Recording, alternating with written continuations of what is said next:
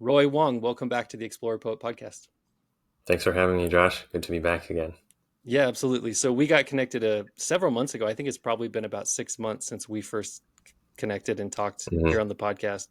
But I think I originally came across you through your Twitter handle, which is the hmm Sacred Wild Man, and through that you do some work with men, and you know, uh, it's like kind of, I guess it would be like shadow work and addressing things like the uh, thoughts on the mother or core beliefs on your hmm mother or your father, the kind of the world you came up in, and then how do you work with those kind of things.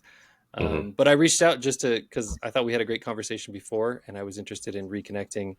And I am really genuinely curious, just what's on your mind lately and what you've been working with lately, and hmm kind of exploring that. hmm Yeah. So, sort of the top two things that I had written in the email reply when you reached out again. I think the first one was a theme that I was noticing with some clients. This pattern that Freud termed the repetition compulsion. And I think it's probably one of the most brilliant things Freud came out with. He came out with some other stuff too that can be questionable, but it was super fascinating to recognize how, for some of my clients, even for myself, these repetition compulsions, like these patterns and themes in our lives, where most of the time we're just unconsciously repeating these things as though like our psyche is trying to resolve something that we're not yet conscious of. Uh, has been a theme that I've seen for a number of my clients.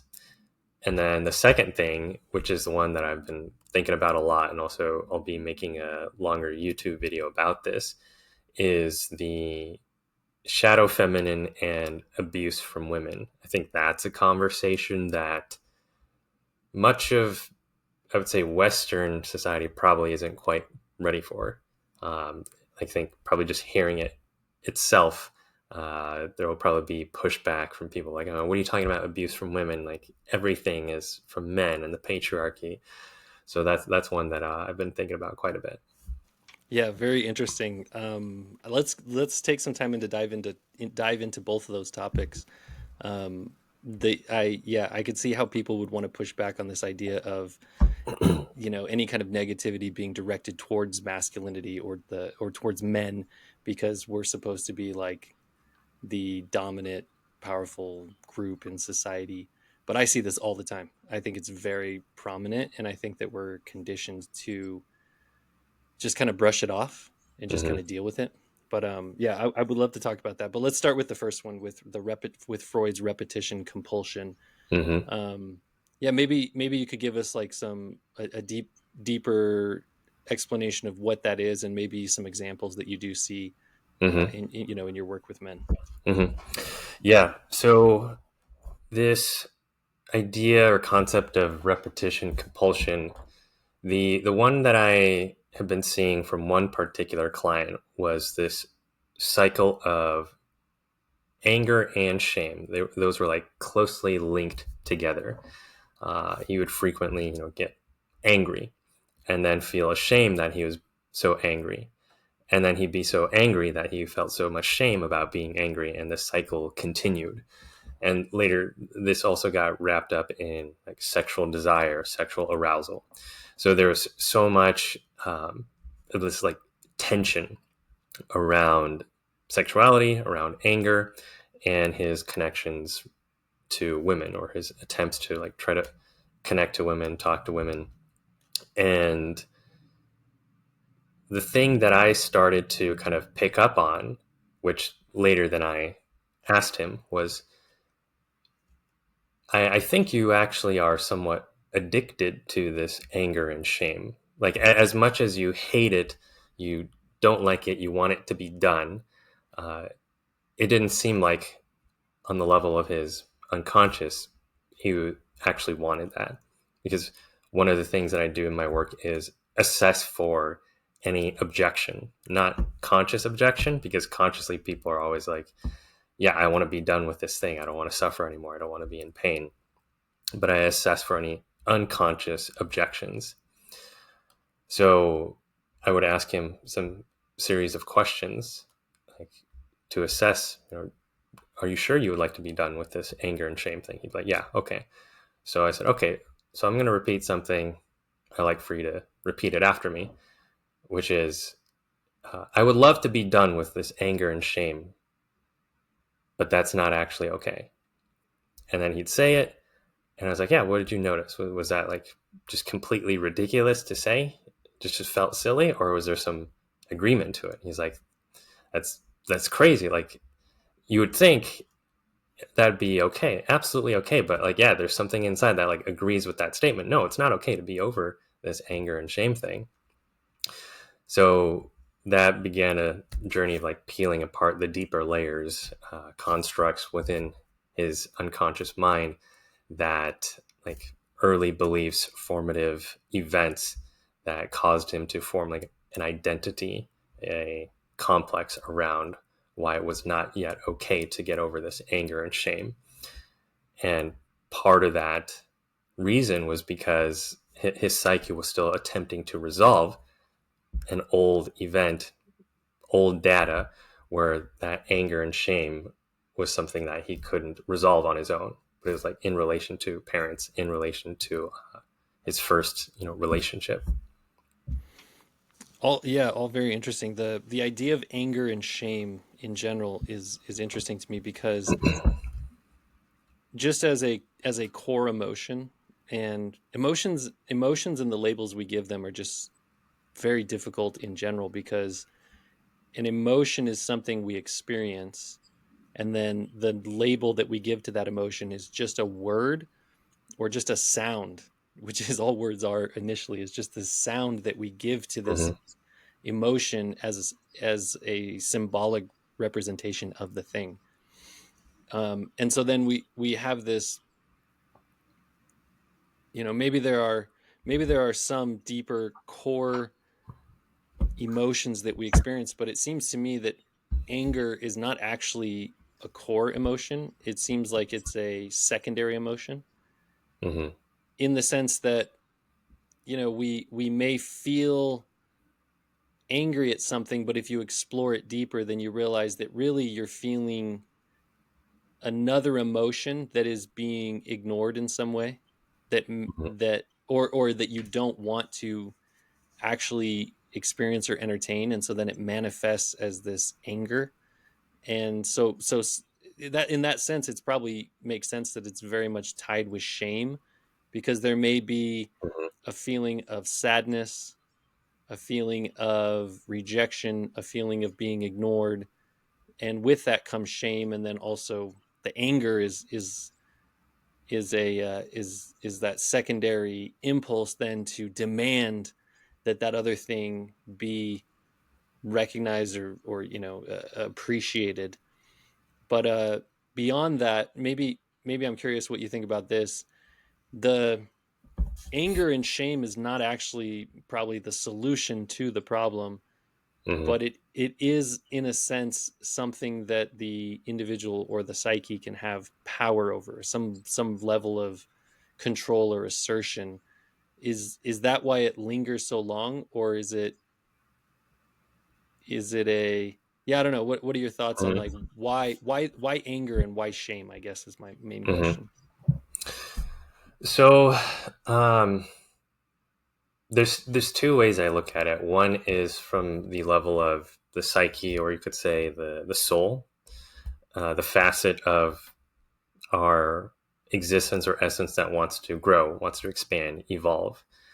And then the other would be from the level of, say, the subconscious mind, the part that has kind of taken in these programs about how, what beliefs, what behaviors are the ones that I must operate under. There's a specific like a false self or not self identity the subconscious mind runs. So those are kind of the two lenses that I look at it from. So why anger? Why shame? I think it varies person to person, uh, based on whatever that experience is. So in his case, sort of like the general theme was a desire from parents, whether that was father or mother, but there was desire, like, hey, I want your attention, or hey, I want closeness. Now, when that was met with rejection, whether that was the parent yelling and shouting, or just saying like no, I don't have time, don't bother me with this, go play with your sister or your brother, or whatever, the developing mind of the child takes in this message that my desire in relation to my primary caregivers is bad. Like, that's, as an egocentric child, that's the only meaning that you can make. I'm either bad or I'm great. Everything, it has to do with me. And so what is first just an uncomfortable feeling, right? Like you talked about emotion or sensation. What is first just an uncomfortable sensation then has a meaning or filter applied to it. I wanted something. Dad yelled at me, or mom dismissed me. So therefore what I want must be bad. That's not a great experience for the child. They don't know how to metabolize or digest that. So it kind of just like stays frozen and stuck within their mind. And yet at the same time, like, we can't help but have desires as human beings. There's things that we want to experience, desire to connect with other people. And so now anytime desire comes up, there's that little red alert that gets flagged that says, oh wait, but desire bad. Remember the last time you brought out desire, this is what happened. And so it creates this kind of a mind fuck, really, of, okay, I've got desire, but desire is bad, but I still have desire. And I think that's where the cycle and these knots that get entangled of anger and shame come in. Like, I feel ashamed of the desire that I voiced. I'm never going to do that again because I don't want to experience that pain. But damn it, I have my desires. I want to experience this. And so that's where the anger comes in. And of all desires, probably the most pressing, especially as a child, is the desire to be accepted by Mm-hmm. your parents, by your tribe, by your environment, because Mm-hmm. it's inherent to your survival. If you're not accepted by these people, then you're, as a social species, and then also especially as a young member of a social species, if you are not accepted by this group, by your parents, then your very being is at risk, your life is at risk. And Mm-hmm. yeah, I think about that. I haven't thought about it in a long time, but for a while it was something that I really wrestled with to try to help me kind of understand some of my own challenges and some of the things I had to figure out for myself. And the way that I didn't necessarily come up with this, but you could go find this. A lot of people have talked about it, and um, but in many ways, you read something or you hear something many times, and until you can kind of internalize it for yourself and what it means for yourself, it doesn't necessarily have the effect.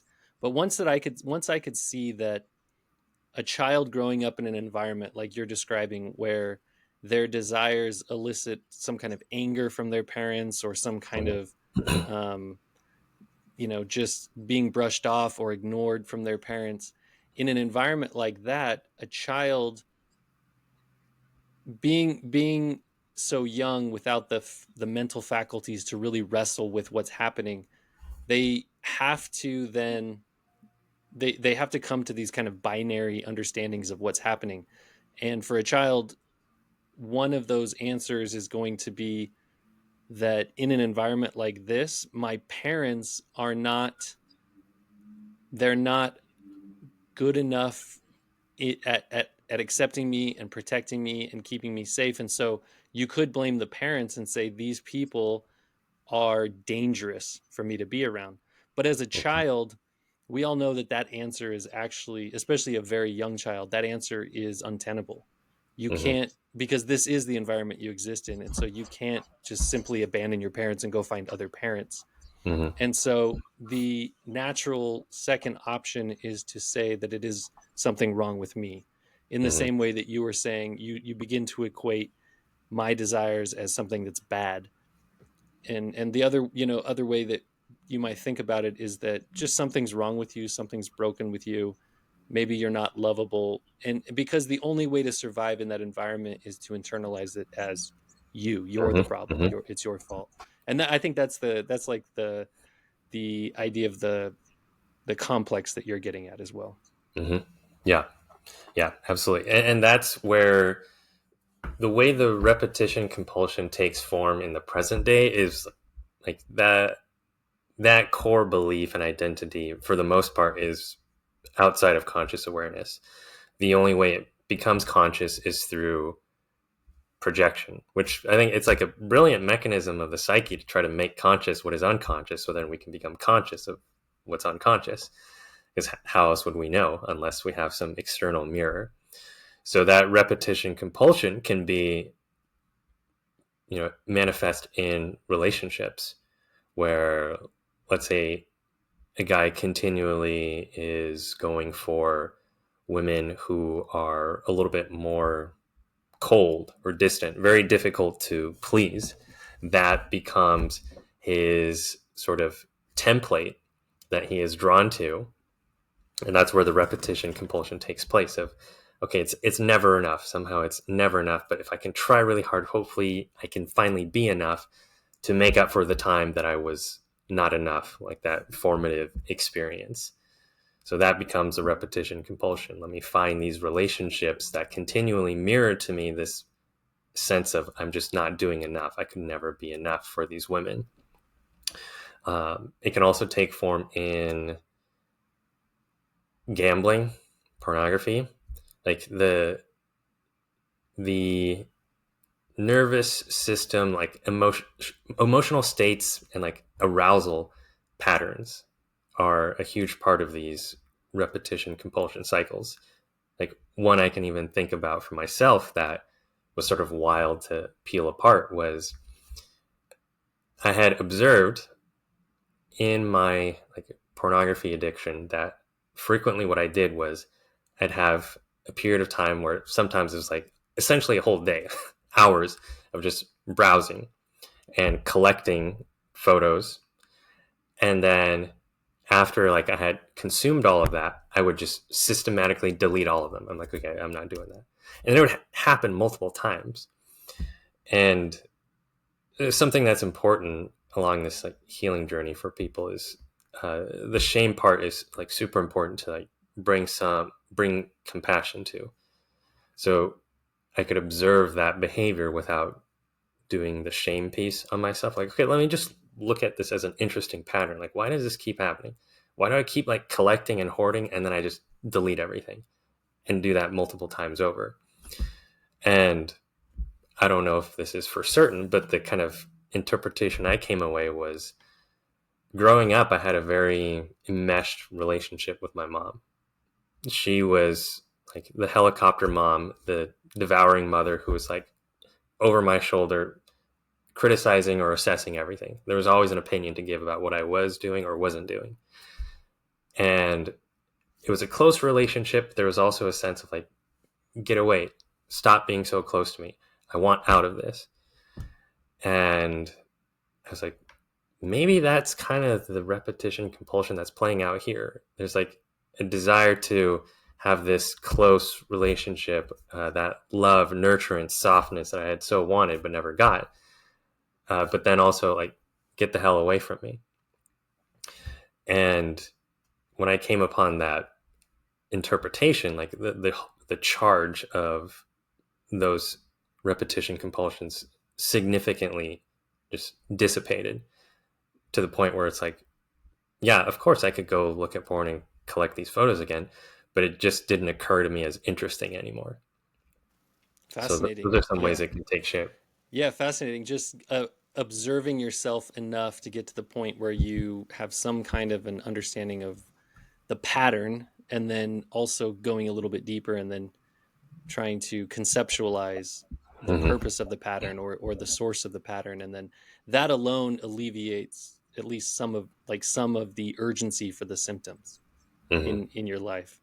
Yeah, it's really interesting. I think that, well, first of all, what you were saying about approaching the shame with a little bit of compassion, empathy, just gentleness, softness, even just as an example of what you've just done, to be able to get into a subject that is for a lot of people very uncomfortable, very scary, very shameful, right? That's like kind of the point. Yeah.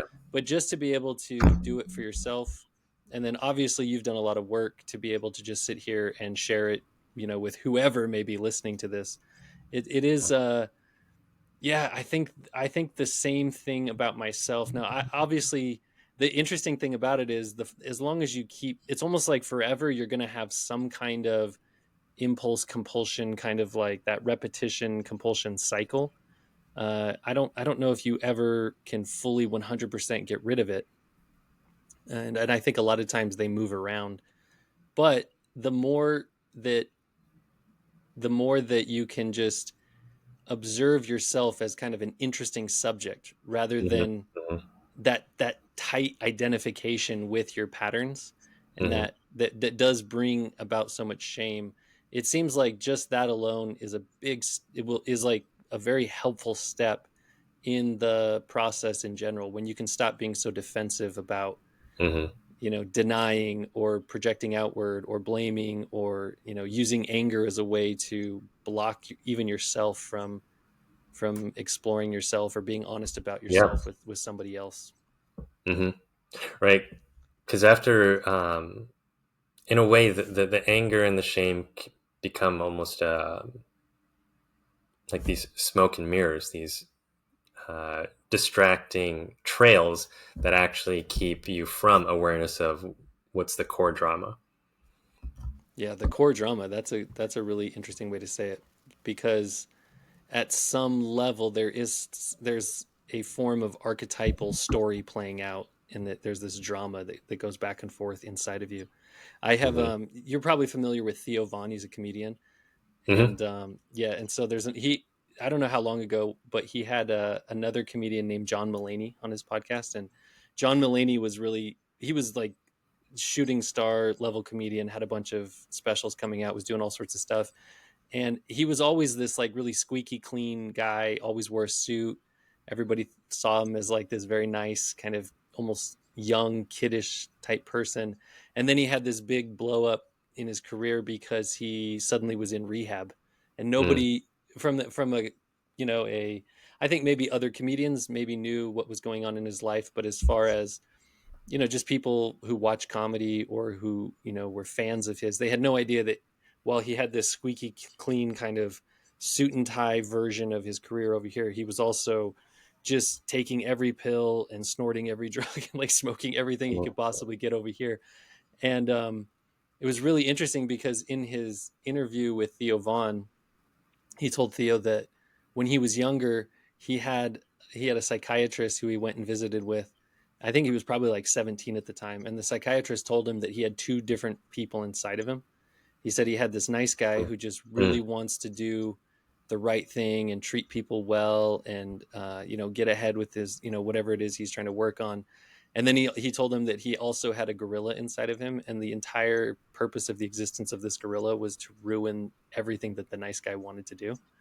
Hmm. And Hmm. I think that a lot of people actually probably struggle with that. Like when you Yeah. are, you have dreams, you have goals, and it may be career goals, it may be to achieve some kind of a thing, as far as finances or a business or art or creativity, or achieve some kind of status. At the same time, we have relational goals. We want to find significant others, we want to find spouses, we want to raise children, we want to become the best that we can become. And I think everybody probably has that version of themselves. And then on the flip side, everybody probably, and I could say for sure that I have this, where there's some other part of you that is trying to make sure that it's trying to do everything it can to make sure you don't achieve those things. And it may just be a different way of conceptualizing the same thing that you're talking about, like saying like there's this gorilla or there's this complex, and the work to figure that side of us out is probably this same process that you described in just observing yourself and being willing to keep going deeper and deeper in that observation, to kind of get to the question of, well, what is the source of all of this? Hmm. Hmm. Yeah. Yeah. And ultimately, that gorilla part or saboteur, is really just kind of serving a protective function. What is it guarding? And so that's where bringing in compassion, separating the meanings and associations and identity from the felt sensation. You say, okay, yeah, great. I understand. Like, this is what that inner work can look like, even just through, processes of visualization and active imagination. Okay, what is it that you want to protect me from? And when you can go through those layers, you know, gently, taking your time, not trying to just jump out of it so you can be fixed and squeaky clean all of a sudden, then you'll start to get answers from that aspect within the psyche, right? The gorilla or the saboteur will say some things like, I don't want you to get hurt again. I don't want that same thing to happen again. And that way you get another step closer to that core drama, right, where the energy got stuck. And then when the closer you get to that, then you can begin to harvest and alchemize the energy that was there, because that's also a ton of energy. It's a ton of energy to maintain the repetition compulsions. And so when you have that available, then everything else that has felt like, I can't get ahead in my life, there seems to be this obstacle. It's like, okay, the obstacle was placed there so you can become conscious of the unresolved conflicts within your psyche. Once you clear, dissolve, and resolve that, the energy that was the obstacle is now the way. So it's very powerful work. Yeah, Definitely I know harrowing that as well. feeling for sure of just being tired and not knowing why. And then at some point, maybe I didn't even ever identify these type of complexes or, these kind of internal dramas as the reason why I was being drained of my energy. But I came around to addressing some of them, and just instantly the energy level that I experienced in my life changed, and Mm-hmm. it's a fascinating experience. One question I have for you, though, I think just because you do work with people on this process, um, you know, when as just you as yourself as Roy, when you approach these type of subjects with people, I'm curious what your thought process is around maybe around like is there a concern for you about participating in this with somebody else, like what, if something comes up and is it going I think I want to ask this question because it's like part of me, uh there's a part of me that does want to be able to help people in maybe in the similar way that you do, but at the Mm-hmm. same time there's like a fear of opening a can of worms that I'm not prepared to handle. Mm-hmm. So going into these explorative processes with people into their own psyche, into their own complexes, is there like a concern for you that you might open a door and you're not prepared to help that person with whatever comes out of that door? Mm-hmm. Well, in the case that it's something that I can tell right away, like this is something beyond my scope of expertise, I will cap it. I'll say, hey, like I get the sense that this is something that is outside of my scope of expertise. So, let's make sure we get you to somebody who can support you in that. Because there's definitely areas within this work that I am not equipped as well as somebody else who might specialize in that specific thing. But 99% of the time, I'm all for it. Like, let's get into it. And I think this goes back to the whole archetype of the wounded healer, or you can only take somebody as far as you've gone yourself.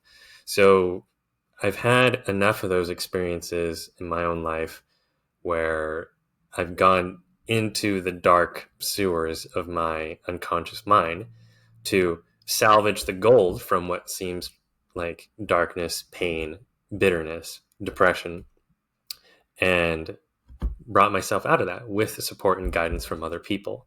So there's been enough kind of time and experience in those realms to know, like, I kind of have a sense for how this goes.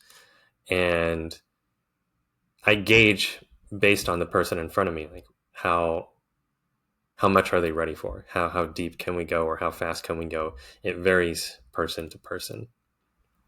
Yeah, that's actually a really good answer. And that very thing was on my mind. Like, you can't, as a guide, you can only take somebody as far as you've ever been. Hmm. You know, if you get up to that edge of that boundary, like, which is as far as you've ever gone, and they need to go farther and you haven't been there. um you know, I think, honestly, I think that that's a challenge in all kind of mental health and spiritual health practices, or whatever you may call it. Like, even in the, you know, going to a licensed therapist or going to a religious leader for advice, I see Hmm. the same challenge comes up, where if that person has never explored beyond that point, it's going to be really, in a sense, I think that they may actually unconsciously hold you back from wanting to go that far. Hmm. So, you know, the example you gave is, if you see somebody approaching that, then you're like, okay, I haven't been there. So let me find you somebody who has. Let me take you to somebody who can guide you beyond this, which I think is a really, I mean, you know, just being able to acknowledge that openly with somebody, bringing it into consciousness so that you're both aware of what's happening. I think that's super valuable, because at least, even if you don't have the ability to take them there, you've identified where that you've helped them identify where they need to go, and then maybe they Hmm. can go find somebody who can. But yeah, that there's I guess I've gone pretty deep, and I've gotten pretty dark, for Hmm. myself, in a way where, honestly, yeah, there were times where, even back years ago, when I was doing therapy and I would bring something up, and it would not bring it up in the sense that that I had experienced something terrible, but just bring something up in the sense that, here's something I want to explore in my Hmm. psyche. And I would see this unconscious reaction from my therapist, where they immediately wanted to just Hmm. divert the conversation into a different direction. And it was Hmm. only years later, looking back on it and having read a lot and experienced a lot, where I was like, oh, they were acting as my guide, but they weren't there yet. They hadn't Hmm. experienced it themselves. Yeah, and that's an area where I think for people who are seeking to work with some professional, whether that's like a coach, shadow work coach, life coach, relationship coach, therapist, whoever it is in the healing field, certainly asking questions to discern, you know, is this someone who would be able to support me? Do you get like a felt sense that this is someone who can support you? Because I was fortunate with my first therapist that I worked with. He didn't shy away from these things. He was very much willing to go into them, which was um, so helpful. I think that's why it contributed to so much healing at a seemingly rapid pace. Because I remember I came to him once with a dream. Like, hey, I had this wild dream and I feel incredibly disgusted about it, but I feel like it's rich with symbolism. And it was basically a dream where I had sex with my mother in this dream. And I was like, there's nobody else I could talk to about this. Um, Certainly couldn't talk to, I think we talked before about church and religion, and how, at least in, at that time when I was, you know, Christian, I had identified as Christian in that community group I was part of. This would not have been anything anybody would have been prepared for. Probably would have been like, give it to God and we'll pray for you. That was about it. Um, and this therapist was a or is a Christian counselor, but he was just like, oh, wonderful, amazing, like, wow, what a rich dream. Let's get into it. And that was so incredibly supportive for me. And kind of now on the flip side with, you know, a client that I've been working with recently, that was one of the first things he said was like, hey, I'm just like, this is so much better than therapy already. I'm like, I'm glad you're okay with going deep into these areas, because I feel like I couldn't do that with my therapist. It's more like the therapist was like, I'm treating you as a sort of sick patient. Yeah, that makes sense. Yeah, it doesn't feel good in a psychological or spiritual setting to be treated as a sick patient. Hmm. It feels much better when the person with you is feels more like a co-explorer or a you know, traveler.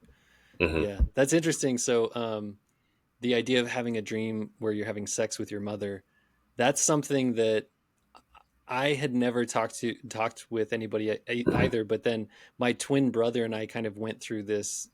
We kind of went through a, you know, our psychological journey of kind of this death rebirth cycle, you know, leaving a religion, trying to figure out the world, figure things out. And it was only then that we really, sadly, like, yeah, most of my life, my twin brother and I, we were not very open with each other.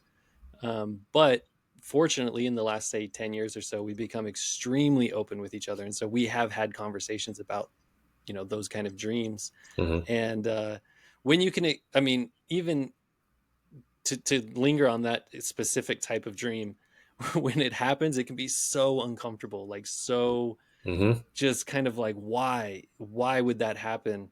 Because it can, you know, how dreams can feel so real. Hmm. Hmm. But to have somebody to talk about it, to see it as what, you know, maybe how a dream should be interpreted, as something that is a message from the psyche or some kind Hmm. of psychological process that's going on, but it doesn't have to be taken literally, it doesn't have to be interpreted literally, but Hmm. at the same time could teach you some things about those relationships and why the heck you would, you know, your psyche would put something like that together.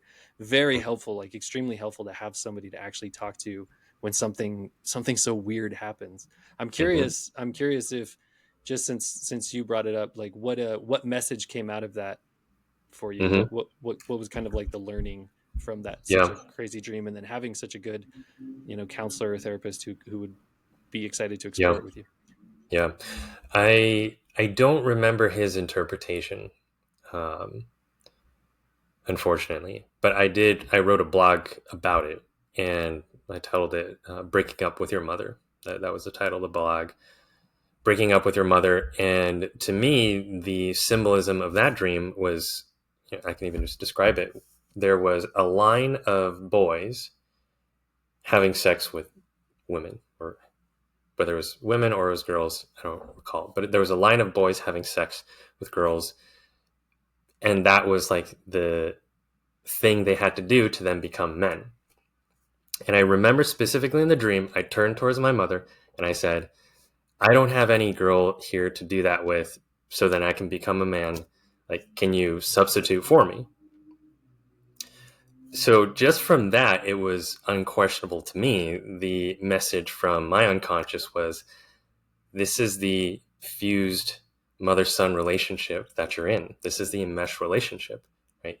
You're so married to her, you don't have this external woman or girl that you can like break apart from and sever that psychological bond, that psychological umbilical cord to your mother.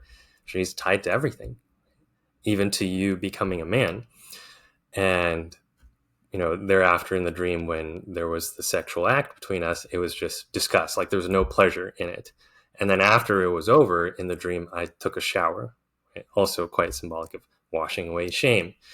So that was, you know, as uncomfortable as it was also incredibly illuminating of, wow, this is like the depth of how deep that bond goes. Yeah, that's really interesting. I think in speaking with people through this podcast and going to, I'm in Boise, Idaho, and so they have an interesting group here for like the Friends of Jung, and I think they have Mm. these all over the place. But every now and then I'll go and they'll do, you know, a lecture, or they'll do like a dream workshop. And one thing I see people talk when it comes to dreams, one thing I see people kind of assert all the time is that the dream is either confirming to them that they made the right decision or they did the right thing, or the dream is almost is trying to be prophetic in a way where it's trying to tell them what they should do. But I don't necessarily, from my experience and Mm. from some of the stuff I've read in the Jungian world and other places, I don't think the dream is doing that. I think in general what the dream is doing is showing you how things actually are. Like from a Buddhist perspective, like not like no longer seeing the world through some story, but seeing it as it actually is. And it's really interesting that that's how you were able to view the dream, in the sense that, no, you know, this is obviously, this act is disgusting to me, but it's symbolic of something that is happening. And Mhm. I do feel, I probably, you know, you probably do feel that same at least a version of disgust with that Hmm. situation. Fascinating. Um, Hmm. yeah, that's I do want to get to this other topic that you brought up about the shadow feminine, but this whole idea of what you've been discussing as far as this repetition and compulsion kind of back and forth that Hmm. you know you comes from Freud, and then you've seen through your experience. Everything that you're describing as far as how to address it reminds me of shadow work, and I think you would probably call it the same thing. But even Hmm. the very process that you described of focusing on, you know, just paying attention to the pattern, paying attention to the underlying emotions, paying attention to, or just asking the question why, what is the source of this. Hmm. It reminds me of this conversation I had recently with a Jungian psychologist named Dr. Connie Zweig, and she has a great process for shadow work which is very similar to what you just described, in that it's, you know, becoming aware, having mindfulness, kind of separating yourself a little bit from your actual experience and just observing it, and then continuing to dig down into those questions of what is this and why. Hmm. And then also when I brought up the gorilla, and you renamed him really quickly, you named him the saboteur. That was also reminiscent of what she was saying, because once you identify this character inside of you, or this archetypal energy inside of you that is compulsive towards the behavior, then giving it a label makes it really easy to actually work with it. And so, you know, if you call it the gorilla or if you call it the Hmm. saboteur, Hmm. and I labeling it names that are not necessarily negative inherently. Hmm. So the gorilla is a little bit of a brutish name, but the saboteur is a great name. And then also, um, you know, let's say if it was drinking, or, you know, a compulsion to pornography or whatever it may be, you could give it a name that doesn't necessarily have to feel negative. It could just feel Hmm. like this is just identifying that Hmm. character. And then once this is all like a part of a process of bringing it into consciousness. And Hmm. that's the kind of the main emphasis, I guess, of her shadow work, is bringing it to consciousness by identifying it and labeling it, and then you can have Hmm. a back and forth communication with it. Hmm. Yeah, there's many creative ways to work with it. There's, you know, was it internal family systems, Richard Schwartz, parts work. Um, another woman, Sandra Ingerman, Soul Retrieval, I think is the name of the book. And yeah, it's about like these orphaned parts within our psyche. And you could give them a name, such as, you know, the gorilla saboteur. Or sometimes what I mostly do is like, let's create a symbol for it. Like, let's create an avatar, a character. Like, what's it look like if we were to give it a color, if we were to give it a name? For one guy, it's like Frank. I'll name him Frank. It's like, great. So what's Frank trying to protect you from? You know, these are very creative ways to work with it. So it's not like some dangerous, deadly thing. Because yeah, by bringing it into consciousness, by connecting and relating to it, you can actually build a relationship and understanding. It's only when that doesn't happen, things get dark. There was, are you familiar with a man named Gary Ridgway? No. So he was known as the Green River Killer, and he had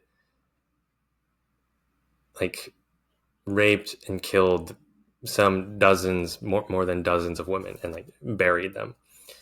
And later he cooperated with the police, uh, and the agreement was, we won't like execute you, but you'll get life in prison if you help us find all the bodies where you buried them. And his story was fascinating to research because what I had found, like, he didn't ever mention a relationship with his father. It was always about his mother and how he's like, I didn't like my mother. Like, she would always belittle me and I wanted her to stop. It sounded like she was very cruel and verbally abusive. But she would also do things like he said, she would just like sunbathe naked outside in plain view of him. And so he also admitted there's like sexual arousal. So he hated her and he was also sexually aroused by her. And to me, it was kind of uncanny, the repetition compulsion of how, with all these female victims, there was rape, and then there was killing. Like the sexual arousal and then the rage or hatred being reenacted with all of these women. That was probably far more terrifying for him to actually do with his own mother. So then what happened? The psyche projected it outward as this drama that got repeated over and over and over. So, like, when you can work with those, Freud might call them drives or impulses, but when you can work with those within the psyche in the realm of active imagination, visualization, or even drama therapy, you significantly decrease that amount of psychological tension that then can explode outward like it did for him. Yeah, and I guess that's that's a pretty brutal example Yeah. of how far it can go. Um, yeah, crazy. What about, okay, let's switch over to this other idea that you brought up around the shadow feminine and how maybe our Western society is not really ready to approach some of Hmm. the, the outward manifestations of this. So yeah, give me a deep dive into what you're thinking, and then we can go from there. Hmm. Yeah. So the shadow feminine is one that I think it connects to the whole mother complex for me, because this is, I learned it firsthand in relationship to my mom. And the reason why I find it so fascinating and worthwhile a topic is because, well, one, I don't see too many people addressing it. And two is because I think about like the different forms of abuse. Uh, there's covert abuse, there's overt abuse.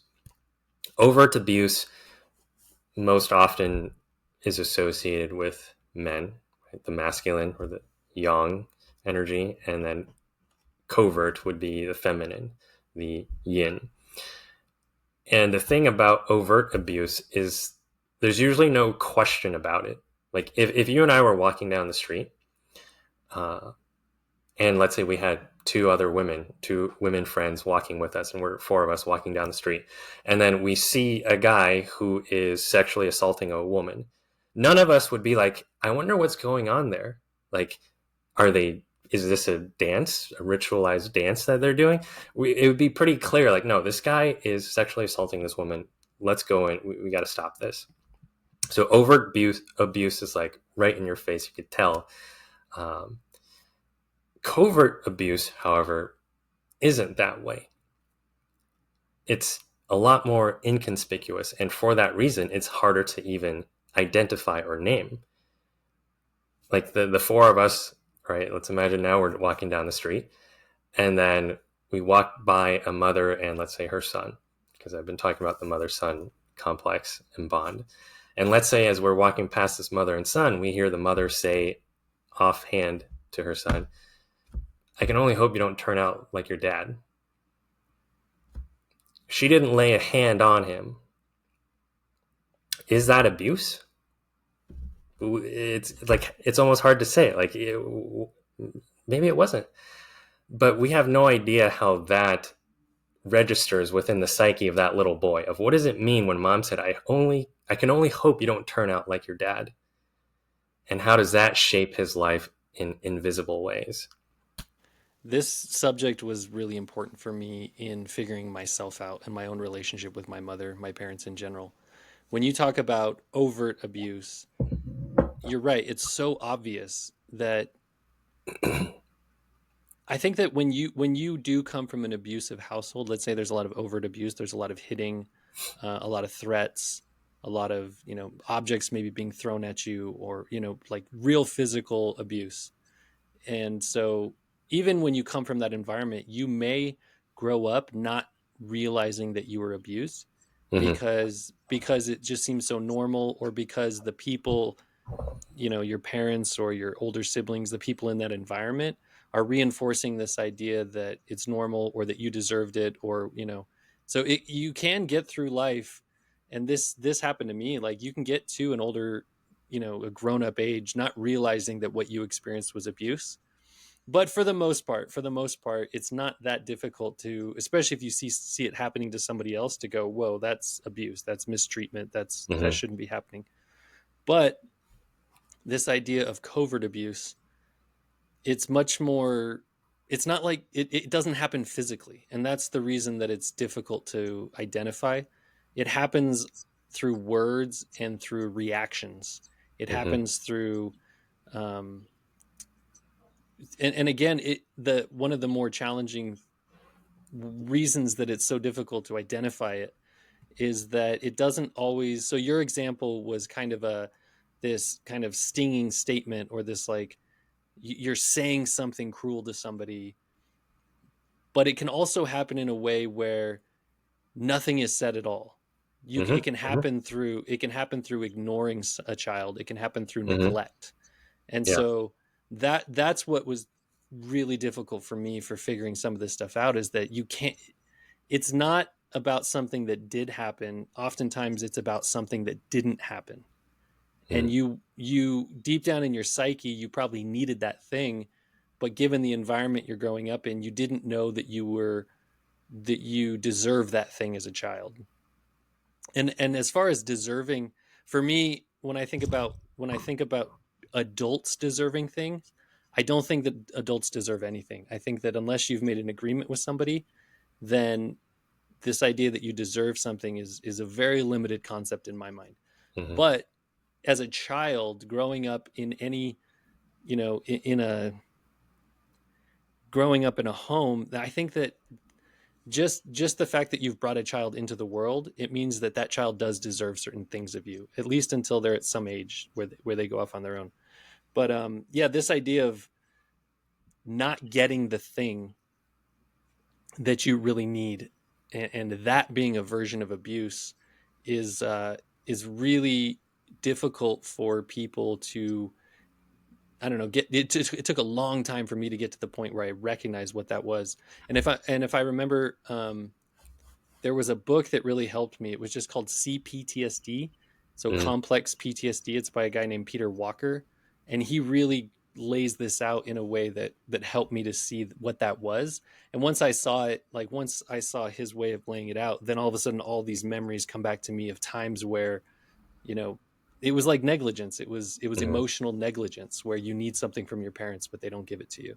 Hmm. So yeah, I definitely think, like, I could recognize what it is you're talking about, and I think that I think that it is probably more pernicious than we give it credit for. Hmm. Hmm. Yeah, yeah, and it's something that, the reason I say, abuse from women, abuse from the feminine, is I see it more from women, but men can also abuse from the shadow feminine, because the way I view it, you know other people don't have to see it this way, but this is just the way I see it. How I conceptualize it is that yin force, that yang force that exists within all of us, the polarity of the masculine and the feminine, and that can be expressed by both men and women, generally men being more in the masculine core, women being in the feminine core. But this is something that can absolutely be seen among men as well. um, but I like to highlight it as like abuse from women and the shadow feminine, because in our day and age, I don't see a shortage of call outs on men. Like, you need to do better, you need to step up, you need to stop doing these things. Like, there's already plenty of voices there.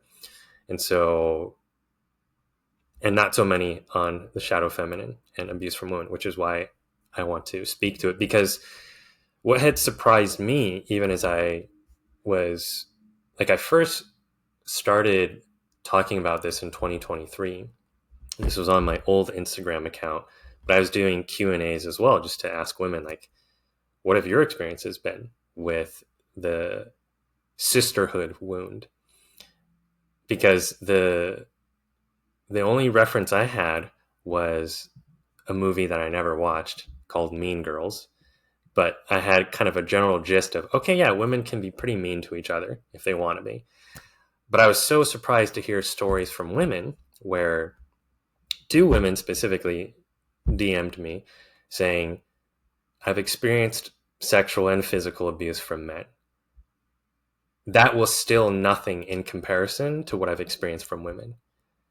And that doesn't apply broadly to every woman, right? It has their own experience. For those two women, like, that was very much their reality.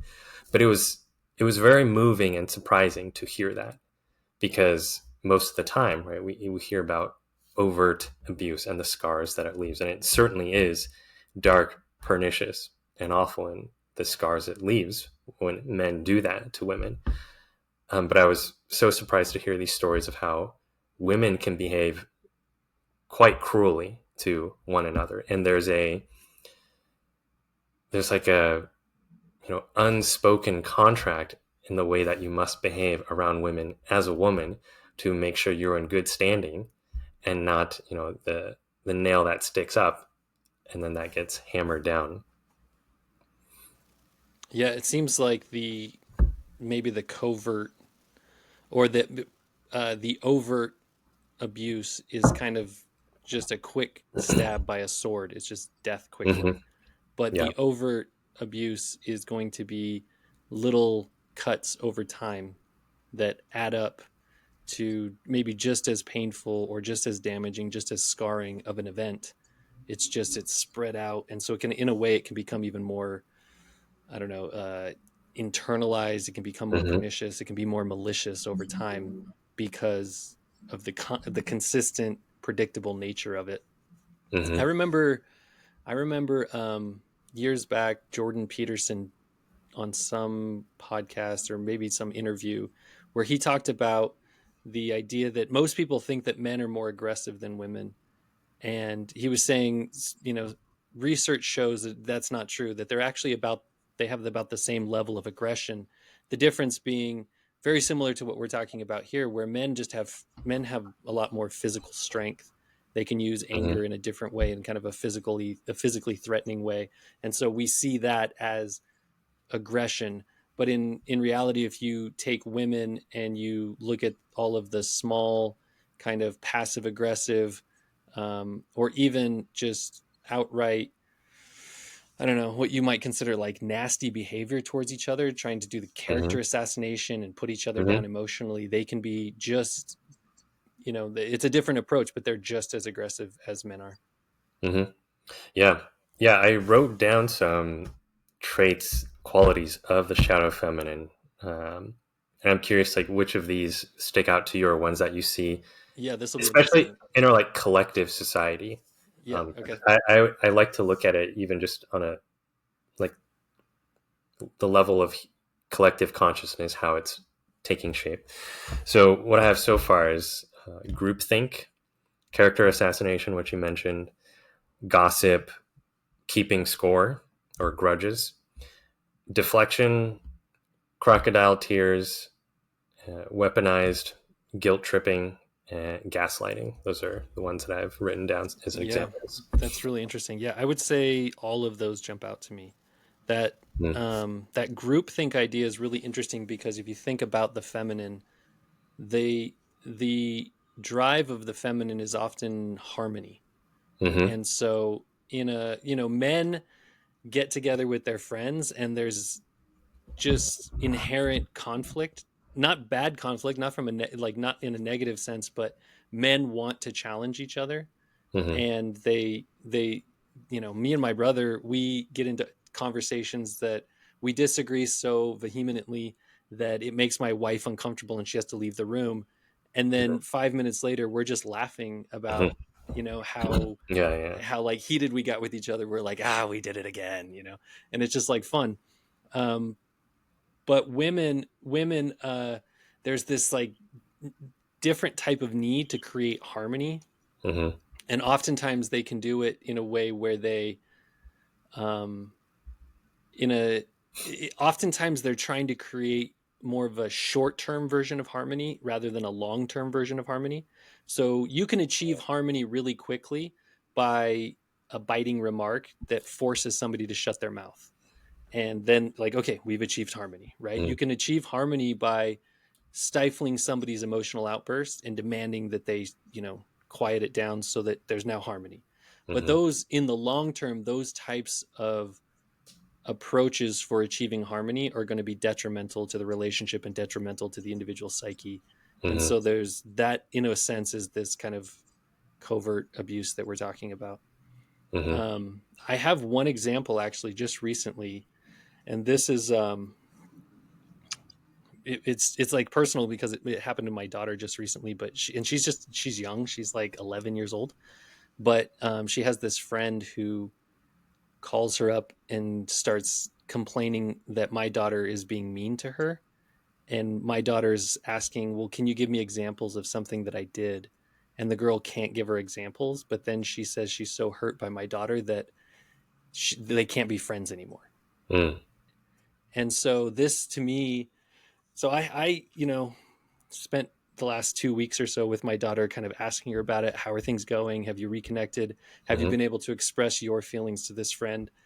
And but one of the other things that I talked to my daughter about is like, if she can't give you specific examples of something that you did that was Hmm. painful or Hmm. hurtful or mean, then this is actually on her. This is probably her insecurity and her sensitivities, using your, like, in a manipulative way, threatening to end Hmm. the relationship so that she can have control. Hmm. Yeah. And so this is kind of like a version of covert narcissism. And so that's another, just from my personal life, that's another example of things that I've seen, is this Hmm. type of emotional manipulation where I can't give you examples of what's Yeah. Yeah. happening, Yeah. but if you don't stop it, then our relationship is over. Hmm. Yeah. I think that's a great example. I think that, like, the weaponized guilt trip, and the threat of the relationship, the threatening of the relationship is huge. As a, like, if you don't value this, then clearly, you didn't value it ever.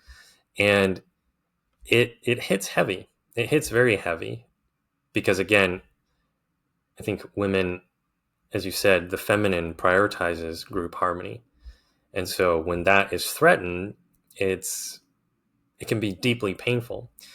And that example of, I can't give you any examples, but I'm deeply hurt. And if you care about this, friendship at all, I think about how that's operating in terms of, on the collective, the state of relationship between men and women. The rebuttal that I'll hear often from women is, like, in so many on Instagram, some content, whether it's a post or a reel, that even just like challenges women a little bit, there will be some comments and be like, oh, so, like, we're talking about this, yet there are still women who are being sexually abused and killed and blah, blah, blah by men every single day. And that's probably true. Like, somewhere around the world in a 24-hour or even an hour period, something is happening to a woman that is being perpetrated by a man. Absolutely. But that would be an example of the deflection, right? The shadow feminine is like the deflection. No, I don't want you to look at this. I want you to look at this, right? Let's focus on this. And it doesn't ever address or, like, take responsibility to, all right, well, this is where the conversation started. Like, now it's getting trailed off somewhere else because of emotions and the emotional manipulation. And seeing how a lot of good-hearted men have responded is the guilt trip has been successful of, gosh, we men must be awful because, yeah, I see women crying and I'm hearing their stories, and, we can't keep doing this. And that then has turned into, for some men, like, this internalized hate of themselves, or misandry, internalized misandry, that then gets projected out onto other men. Like, you men suck, you need to do better. And it's like this carousel of misery that goes round and round and round. Yeah, and it definitely manifests in adult relationships in a kind of codependent manner. So when when the man, and it goes both ways, but since we're talking about it from the men's perspective, when a man becomes responsible for his partner's, his girlfriend, his wife, he's responsible for her emotions, then anytime her emotions are negative, something she doesn't want to experience, they're not pleasant, then Hmm. it's his fault. And in a lot of, I've seen this, obviously, I've been married for 17 years, so my wife and I have had to work through a lot of this stuff. And then we also, I have other friends who they'll call me up, oh my god, I can't, it's happened again, like I'm being screamed at, I'm being blamed, I must have done something, but they can't quite articulate what I've done, but it's my fault. And a, a big part of that, obviously, a big part of the blame does lie with women, but in a certain way, the roles of men and women in a relationship being the masculine and the feminine, or the ordering and the chaos. And chaos is a difficult word for women to hear. So maybe rather than chaos, it's the differentiating function and the undifferentiated function. These two things where it's the man's job to, or it's the masculine's job to see and point out what is happening. And um, in some cases there may be a chaotic feminine or kind of a toxic femininity in the relationship in such a way where order is never going to win out.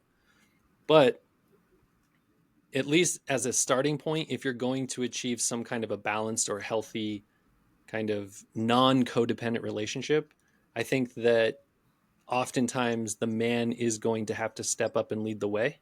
Hmm. Hmm. And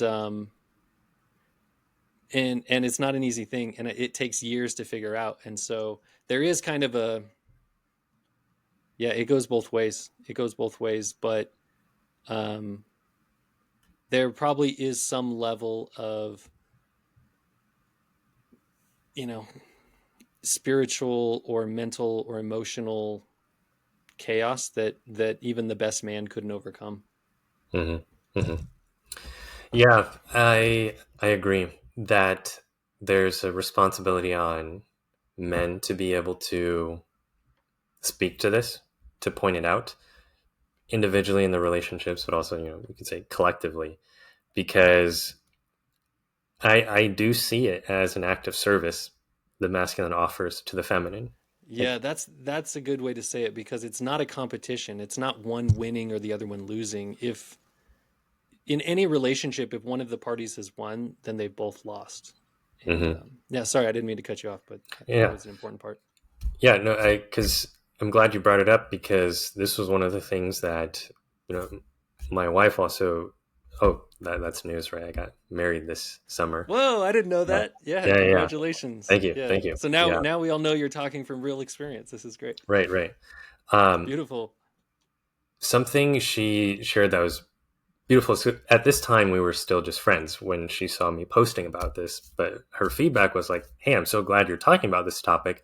I don't understand why more men don't speak to it because from what how she sees it, it's that the I think chaos is actually a very fair word. That there's an aspect of the feminine and the yin that is chaos and pure potential and all its lack of order, right? Because it's just creative potential. And so even if, say, in a marriage, the wife is like having a hard time and there's a lot of emotions, and she throws out this thing, that thing, that thing, this thing, all which ways, you don't see any particular direction. In that moment, the man comes in to bring stability and clarity when he is grounded in himself and not projecting his own wounds, to be like this clear laser beam that pierces through the chaos and says, hey, this is what I think is actually going on. It's not about this, it's not about that, it's not even about this. It's about my senses, like, this is what's going on. And in that moment, when he can bring that gift of discernment and clarity, there's just like a huge sigh of relief in her. There's like, she doesn't have to spin in the emotional chaos or storm anymore. There's a release. Sometimes that can come with like tears as well, or it's just a sigh. Like, yeah, yeah, you're right. Um, and it can be as simple and silly as, I haven't eaten anything yet. And that's why I'm cranky. Yeah, but in a real way though, some of these examples of maybe this behavior that would be toxic femininity, or the shadow feminine, as you put it earlier. These are complexes as well. These are just ways that people, men or women, have learned to manage situations in their lives, emotions in their lives, and sometimes, um, sometimes people are ready to hear it, and sometimes Mm-hmm. people are not. And it may be, that, especially if you have a very trusting relationship with your spouse, like you're describing, you can kind of just in a very calm way kind of say, hey, this is what I think I'm seeing. And if it comes across in a helpful way, in a, a loving way, and that person does not have their defenses up and they're ready to Mm-hmm. to receive it, it can be like you're describing, this kind of like, okay, oh, what a relief. But I have seen and experienced in my own life where, to get that message across, it has to come with a little bit more force, Mm-hmm. and Mm-hmm. Yeah. to get past those defenses. And when that happens, same thing. There's this gradual, maybe not in Mm-hmm. that moment. In that moment, there's like a lot of tears and a lot of just overwhelming feeling of finally, it's like, of finally not putting the projection out there, but having it come back, and just Mm-hmm. Mm-hmm. the feeling of that is very difficult. But over time, yes, you do get to that point where it's like, oh, this burden is no longer on my shoulders. But Mm-hmm. I guess my point is that, sometimes it can be a very difficult conversation that Mm-hmm. requires a lot of emotional stamina. Yeah, 100%. Building emotional mastery within himself, because yeah, the storms can get intense at times. There's a. Did you ever watch the? I think I can't remember. Oh, X-Men Last Stand. Did you ever watch the X-Men? No, it's been so long since I've seen an Okay. X-Men Okay. movie. I don't even know which ones I've seen. Yeah. So I made a meme about this to illustrate it, and I think it's very accurate, which is there's Jean. Are you familiar with the characters like Jean Grey Yeah, and Wolverine? yeah, Yeah. for sure. So Jean Grey, like most powerful, like psychic, or Esper there is, and then there's Wolverine who has the regenerative ability. So we could call that emotional stamina. And in this scene, Jean Grey is just like destroying everything.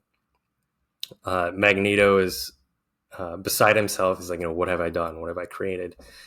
And as she's destroying everything, Wolverine is walking towards her, and she continues to shoot waves of, I don't know, telekinetic shocks. So his skin like kind of peels away and stuff.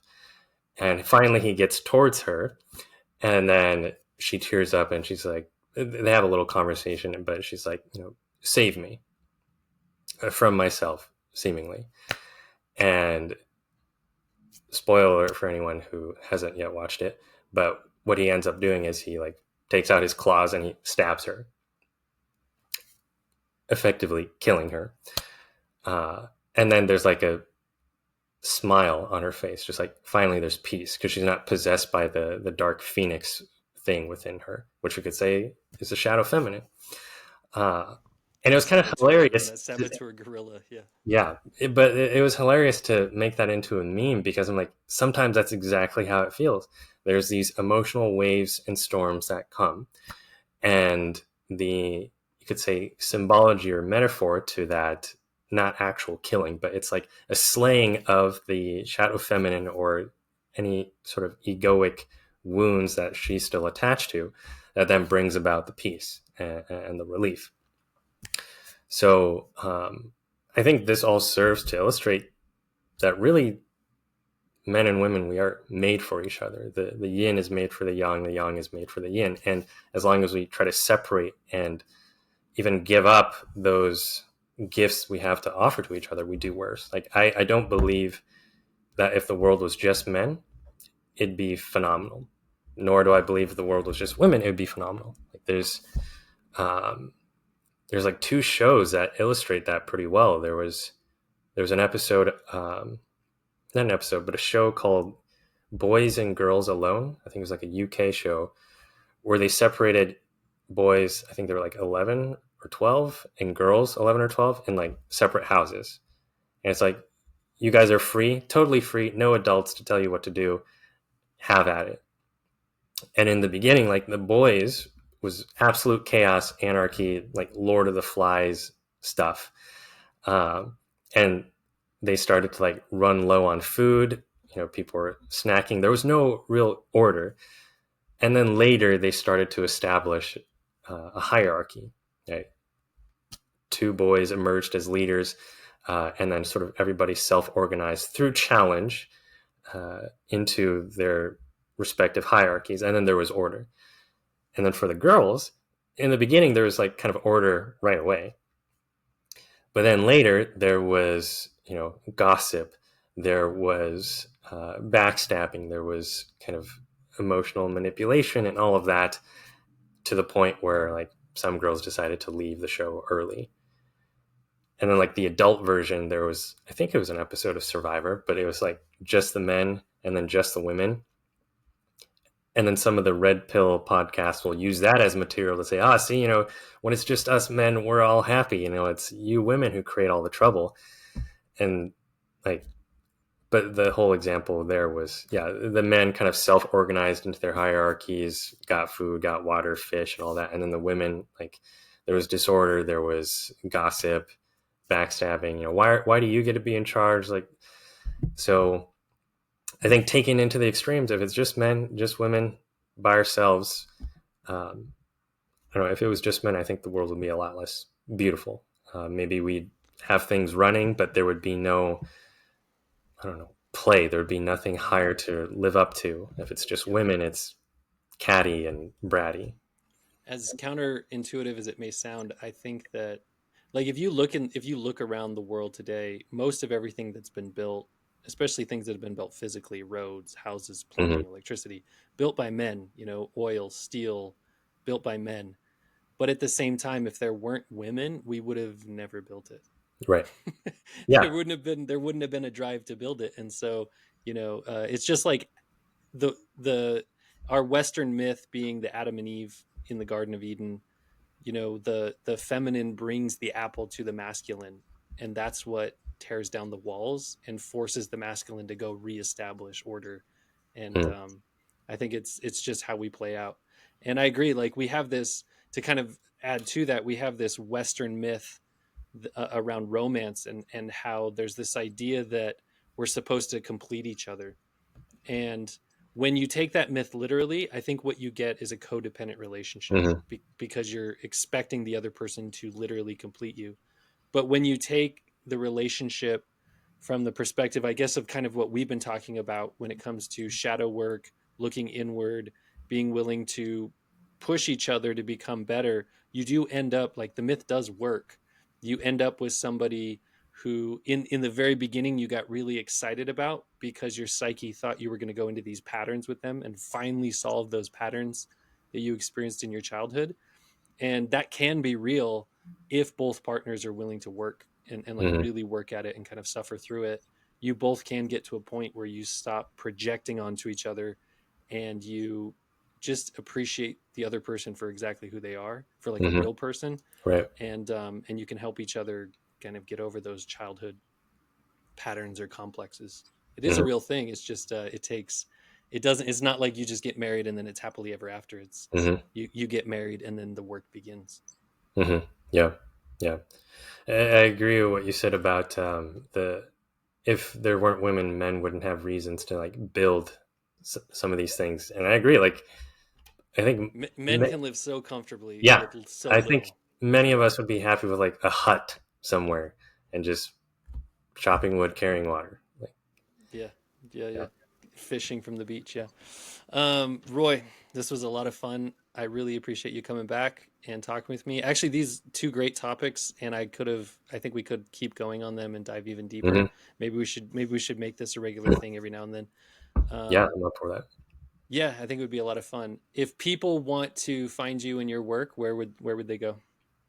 You can go to my website, www.sacredwildman.com, and that'll have all my information. You can also find me on socials, YouTube, Instagram, X, all the same, at Sacred Wild Man. Okay, awesome. Thank you so much. It was fun, and let's do it again. Yeah, looking forward to it. Thank you, Josh. Okay.